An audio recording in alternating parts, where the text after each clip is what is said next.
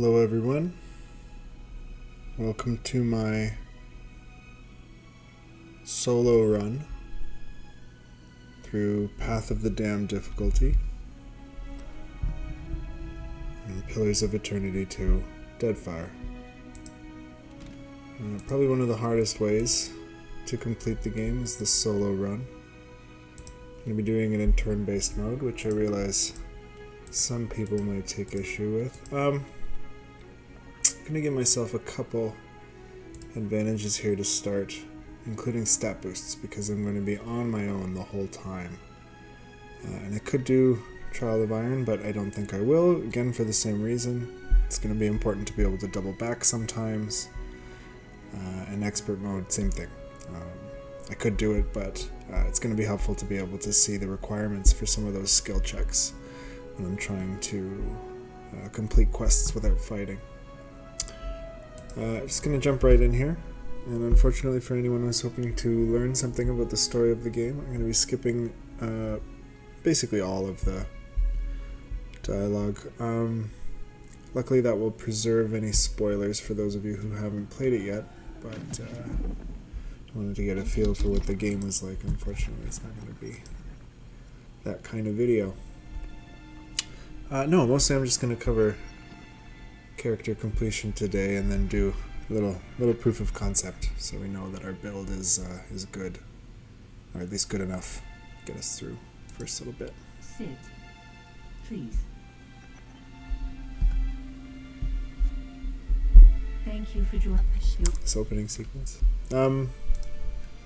Use the everything bad history so that all of my companions from the previous game are just removed for me.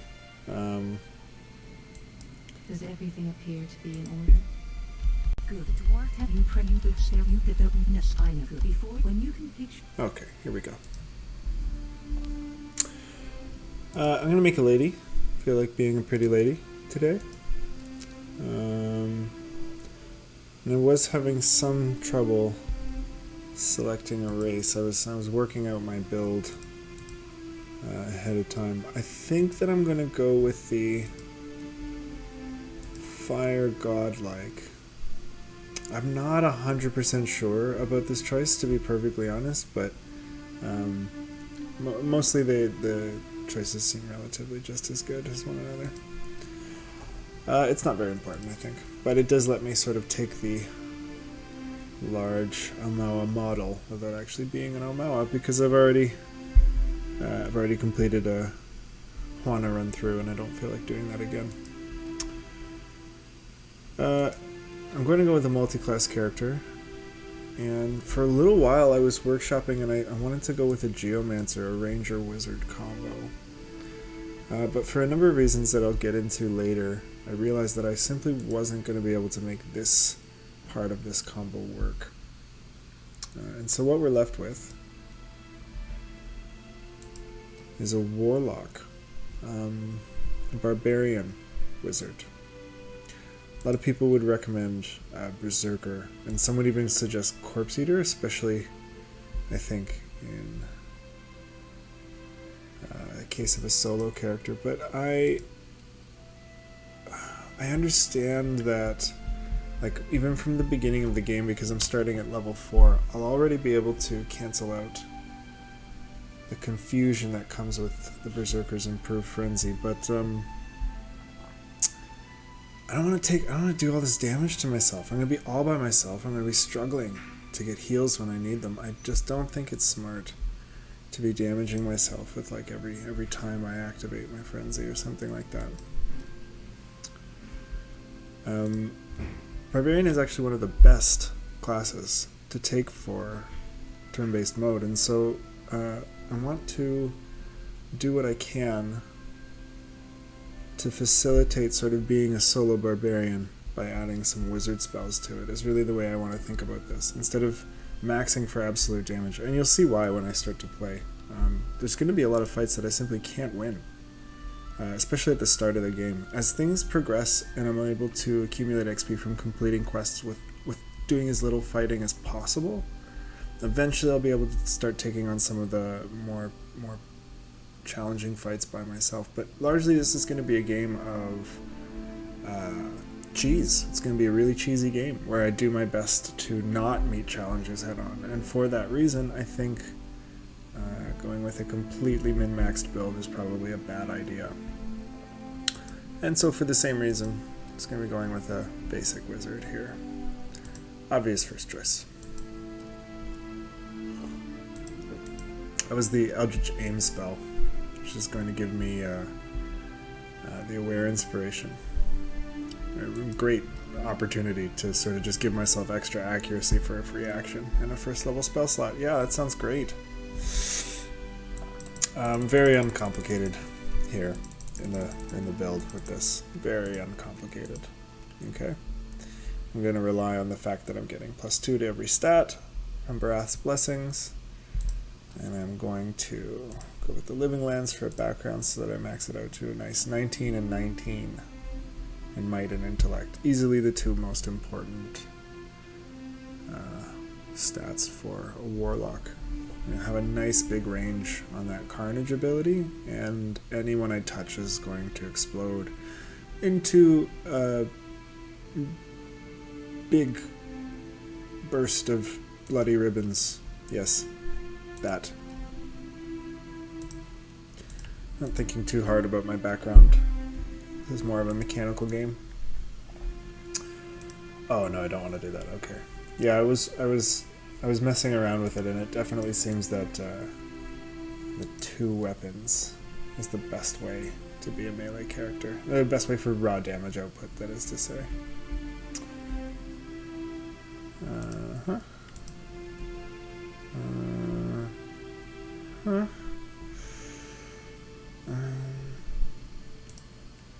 A little bit hard to choose colors on a burning lady. Right? Nothing seems to look good on her. That sort of matches what I got there in the photo. I like this one.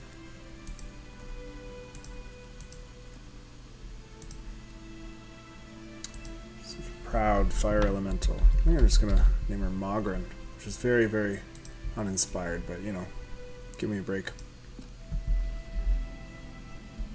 Go forth now, Father. And here I go, I'm off to the races. I apologize for anyone who would have rather sort of seen more of the detail of the story and stuff like that, but I have started a game I don't know how many times. Starting a new file in this game doesn't take very long, but it's the kind of thing that I've seen so many times that I just have no interest in sitting through it again. Sometimes I guess you turn the game on after a long time, and it's nice to sort of get some of the lore and the flavor. It's very cinematic, and they did do an excellent job with it. The Beyond here does look really spooky. Looks great. But I mean, just over like the last week or so, I've restarted a new game so many times to play around with different builds and stuff like that.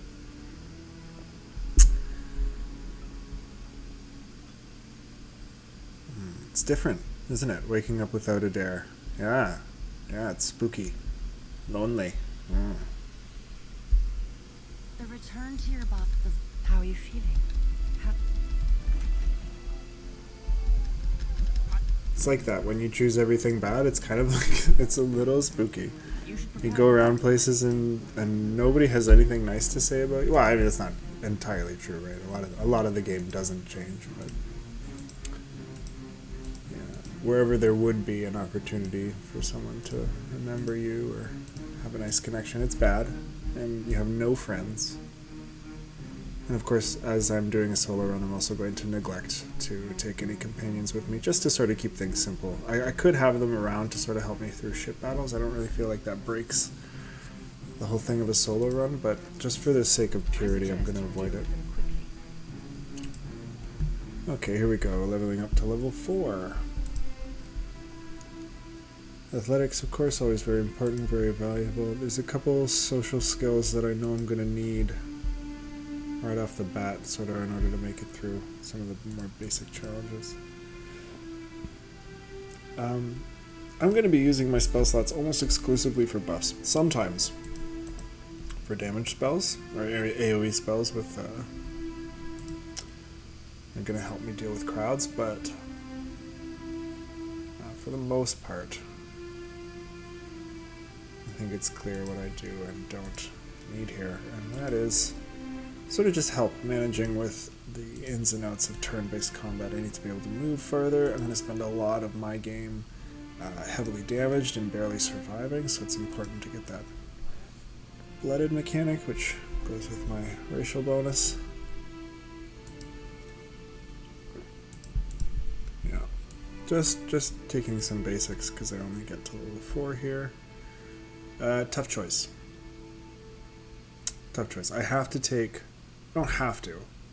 I should take 2 weapon style, but I'm not going to. It's going to be interesting, and I'm going to take Accurate Carnage, and then I'm forced to take a wizard spell. Of course I'm going to choose Infuse with Vital Essence.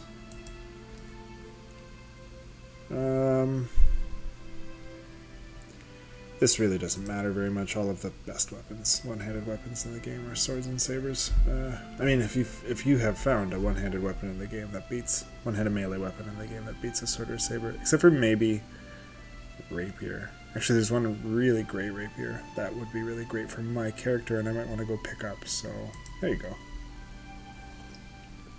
And now she's kind of a sword master, right? That's fun. Okay, here we go. Sea battle. I think that it's not possible to lose this sea battle on any difficulty until you're stuck in the lockstep of turn base and it sort of starts to go against you on Path of the Damned. That's not going to happen today, but it does happen, is what I'm saying. Okay, yeah, so free action, free action, free action. If I needed more penetration, I could also get it, but I don't think it's going to make a difference here. But as you can see, that made a difference. That was 1 graze, which is why he's not, like, basically dead, but if I had hit him twice, he would be. Very strong character, and the build hasn't even had a chance to really come into its own yet. The number of free actions that this build gets, and the ways to sort of exploit their dominance in melee is unparalleled, as far as I can tell. For a little while, I had thought about going with a Chanter Cypher mix. I forget what the title of that subclass is called, but or what the title of that multiclass is called. But it was a little underwhelming. Definitely with this summon chance and with Cypher focus coming in on every other action. See, look, that guy's almost dead. I was able to lock a lot of people up, but keeping up the summons every round, or every third round or whatever, and trying to manage both sets of powers was just sort of more trouble than it's worth. I could tell that as the game progressed, I would become more and more overwhelming, and I definitely didn't have a problem handling crowds too badly, but the problem was that it was just made the early game like such a slog. It's just constantly just summoning every third round and just whittling away the opponent's health, because for some reason I just couldn't deal a lot of damage. Or I guess maybe it just took a lot of clicks to deal damage because I was in turn-based mode.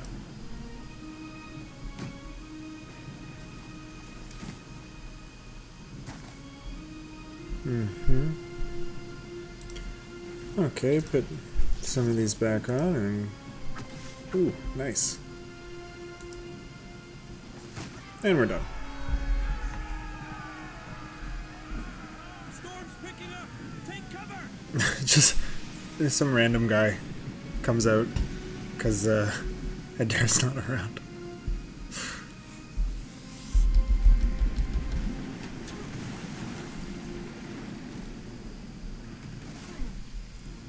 And here we are, washed up on the beach.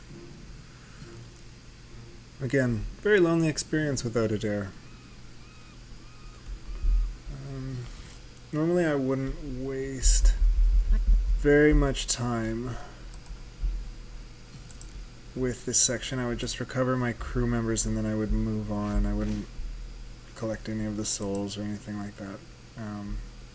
You're looking. It's my leg. But I'm actually going to go through the sea cave this time, and it's for proof of concept. It's the best way probably to get into some early fights while I'm still too low level to really have any other advantages than those I've selected in character select. Here we go again, same thing. Boars get a little bit tiresome, but I'll just close this out quickly. What is it? Okay, here we go. Mind the boars, Watcher. I can't. Can't hold him back. You're not even trying. Every time this guy says there's nothing he can do, and he just sits there. I think he's got it in for me. They'll hurt yet. 2 grazes, come on. Oh my goodness. Just ruining my day, you little boar. Little boars.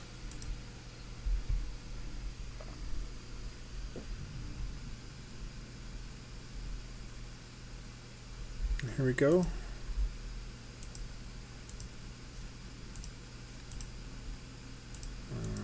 These little beetles that show up here shouldn't be too... Maybe even get them in one shot if I'm lucky, but... No, not quite. Okay. Actually, what I was really hoping to see there was whether my carnage would reach the other one, and it's not quite that big. Don't know why they disappeared those carnage circles. Would like to see them for sure, but anyway. Maybe it's just a setting and I screwed it up somehow.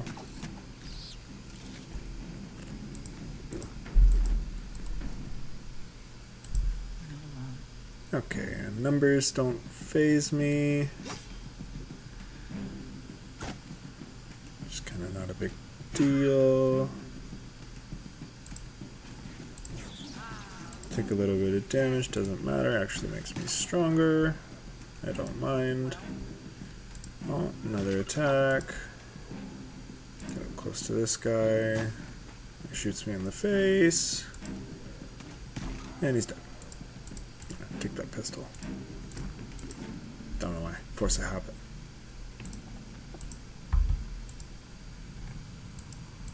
Just take care of Beadle here. Pirates. Well, been trying to find a way past. Clever. It's just back. All right. Always, I don't know if you noticed, I've been pressing, just like jamming the 1 key every time I have a conversation, but this time I took time out of my day to press 2 and harass Beadle for wasting my time. I don't really support being an aggro boss, but I don't know, it makes me feel fun and special, and like I have a personality, because I know that I don't, but I get to pretend.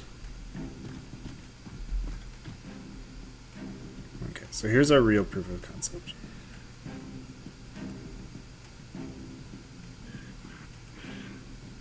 I mash up these skeletons just fine, and I think even like a lazily built character would. But the real question is how I handled the adversity of...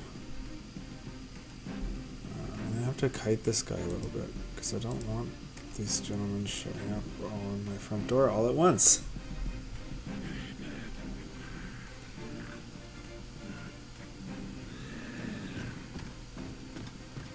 Yes.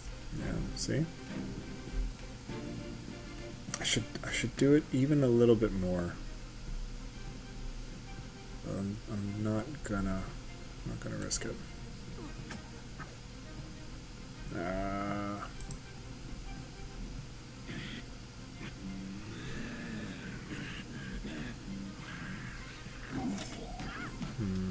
I should have been smarter than that. I shouldn't have used my first charge of Eldritch Aim so early.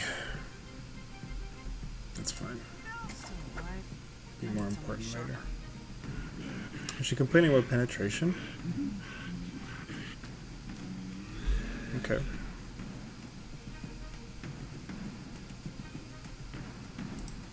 Okay. Okay, whatever. I probably shouldn't have put that one up.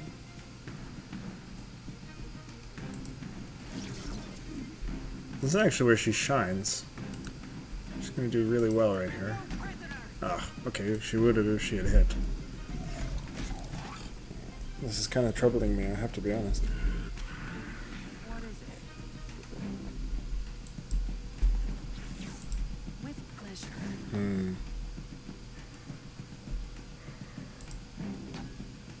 Yeah. I don't know if I want what you're selling today, bud. It's becoming another example. This is why you have to be careful about which fights you pick in this difficulty setting. I don't have very many tricks that I can pull out, even at this level. Or especially at this level, rather. Like, okay, I'm ready to get back in the fight, but then what? What am I going to do next time? I probably should have focused the Revenants a little bit more. I would have gotten more bang for my buck. They have lower deflection, and more hits would have meant more AoE damage. I would have taken the mob on a little bit better. Part of me doesn't even want to sort of finish this fight. I kind of just want to run away. I've already got Beadle. I know I said that this was supposed to be proof of concept.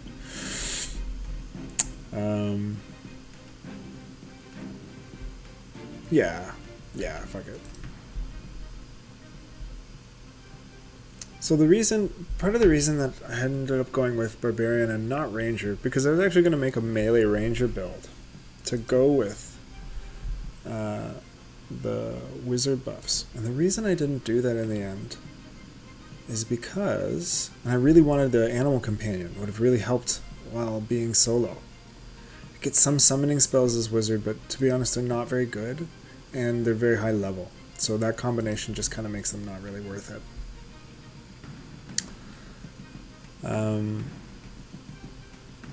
But the reason I couldn't go with my Ghost Heart Ranger Wizard Geomancer is because of a particular ability in the ability tree, which you might be familiar with, called Evasive Roll. Now, the thing about Evasive Roll